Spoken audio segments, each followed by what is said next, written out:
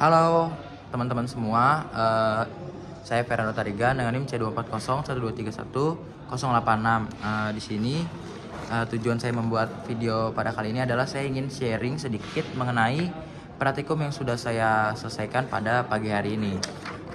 Praktikumnya apa? Nah, praktikumnya pada kesempatan kali ini yaitu analisis makanan ikan. Nah, sebelumnya saya juga belum sempat mengasih tahu kalau saya itu kelompok berapa. Nah, saya itu kelompok 3 yang paling gagah, dan asisten praktikum saya yaitu Kak Armelia Febrianti. Nah, pada pagi hari ini tuh kita datang dengan semangat yang tinggi. Jadi kita tuh emang udah niat banget untuk melakukan lab pada hari ini nih. Karena saya dengar kabar kalau hari ini tuh adalah lab terakhir kita gitu guys. Tapi kayaknya enggak sih, minggu depan masih ada. Nah, pada praktikum kali ini aku ingin menjelaskan tentang makanan ikan gitu, karena materi pada hari ini tuh analisis makanan ikan. Nah, analisis makanan ikan yaitu karena makanan itu berfungsi gitu dalam pertumbuhan sel organisme. Nah, kalau kalian nanya makanan itu apa? Makanan adalah organisme atau bahan maupun zat yang dimanfaatkan oleh ikan pastinya dalam pertumbuhannya gitu. Nah, kan kita kan manusia pasti butuh ikan yang besar dong. Nah, jadi ikan itu makan biar kita juga mendapatkan ikan yang besar gitu guys.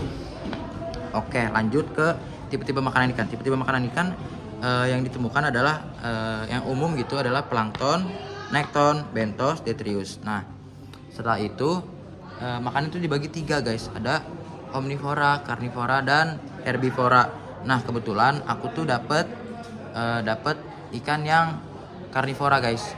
Nah, kenapa karnivora? Karena ususnya tuh bisa dilihat dari ususnya gitu guys. Nah, lanjut pada praktikum hari ini tuh materi itu dibawakan oleh Kak Rindu. Nah, materi yang dibawakan tuh cukup jelas karena sebelumnya pastinya dari kami udah sedikit-sedikit membaca materi yang akan dipelajari pada hari ini. Oke, lanjut ke praktikum. Praktikum hari ini tuh dimulai dengan kita dikasih sampel lambung beserta ususnya pastinya. Nah, lalu kita timbang dulu usus beserta lambungnya. Kalau sudah didapatkan, lalu ususnya tuh kita pisahkan dengan lambung. Lalu kita ukur tuh berapa berat lambungnya.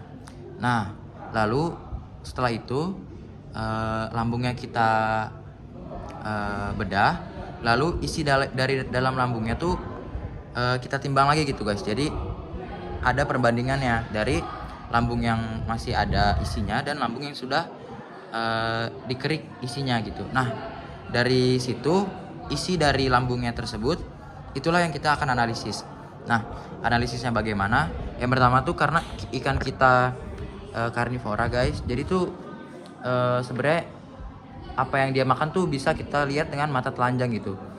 Tapi ada beberapa juga mikroorganisme yang harus dilihat menggunakan mikroskop.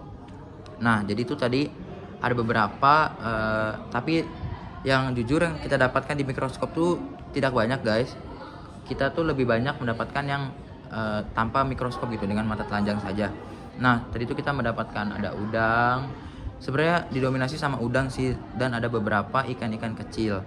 Nah, itu tuh ikannya tuh kayaknya tuh belum selesai mencerna. Jadi bentuknya tuh masih mirip banget gitu guys sama udang aslinya, sama ikan yang aslinya juga, walaupun ikannya tuh hanya kecil saja. Lalu setelah itu kita tuh identifikasi itu tuh udang apa sih dan itu tuh ikan apa. Nah, bagaimana caranya? Pastinya kita melihat dari jurnal pastinya. Jadi kita pastikan, jadi itu nggak boleh asal nentuin gitu. Kan itu kan bentuknya tuh sudah tidak seperti awalnya ya. Jadi tidak boleh kayak ini kira-kira ini deh, ini kira-kira ini, nggak bisa kira-kira. Jadi harus dipastikan bahwa apa yang dimakan oleh ikan itu sama dengan yang aslinya gitu. Kenapa begitu? Karena nantinya hasil data ini akan kita gunakan untuk laporan kita di akhir. Nah, mungkin sekian yang bisa saya jelaskan. Kurang lebihnya mohon maaf. Saya Fernando Tarigan izin pamit undur diri. Satu kata untuk Bioper, gacor. Tetap semangat teman-teman, walaupun lelah, tapi saya yakin ilmu ini bakal berguna untuk kita ke depannya. Semangat!